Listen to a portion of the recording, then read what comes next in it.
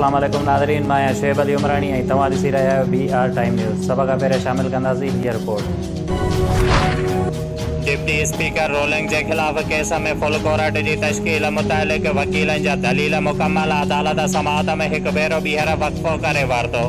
समाअत दौरान chief justice remarks ॾिना त फुल कोर्ट सेप्टेंबर में ही ठही सघंदो त छा जेसीं ताईं सब कम रोके छॾियूं कंहिंजी ख्वाहिश ते अहम तरीन मामला लटकाए नथा सघजनि। अॼु घणा वोट खाइण वारो ॿाहिरि ऐं 179 वोट खाइण वारो वज़ीर आला आहे। हमज़ा शहबाज के वज़ीर आला बरक़रार रखण लाइ ठोस बुनियाद दरकार है। डिप्टी स्पीकर पंजाब असेंबली की रोलिंग के खिलाफ सुप्रीम कोर्ट में केस की समाअत दौरान चीफ जस्टिस जा रिमार्क्स।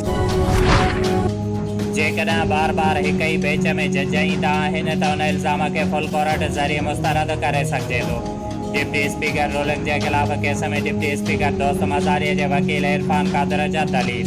हुन चयो त मौजूदा बेंच जे न्यूट्रलिटी ते को बि अम नाहे, पर इल्ज़ाम के रद्द करण लाइ फुल कोर्ट ज़रूरी है। पीपल्स पार्टी के वकील फारूक एच नाइक चयो त सुप्रीम कोर्ट के ॾिसणु खपे त उहा पार्लियामेंट जे अंदरूनी कार्रवाई में मुदाख़िलत नथी करे सघिजे।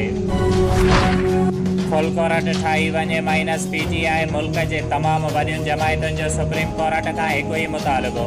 वज़ीर दाख़िला राणा सनाउल्लाह जो फुल कोर्ट न ठाहिण जी सूरत में हमज़ा शहबाज जो फरीक़ न थियण ऐं अदालती कार्रवाई के बाइकाट जो ऐलान।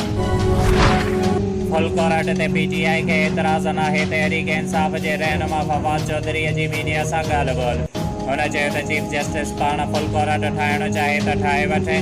तव्हां ब्लैकमेल करे फुल कोर्ट नथा ठाराए सघो। जेकॾहिं जटनि के फैसला करणा आहिनि त पोइ अदलिया जो इदारो ख़त्म थी वेंदो। शुएब अली उमरानी खे ॾींदा इजाज़त। वधीक ख़बरुनि ऐं अपडेट्स लाइ ॾिसंदा रहो BR टाइम न्यूज़।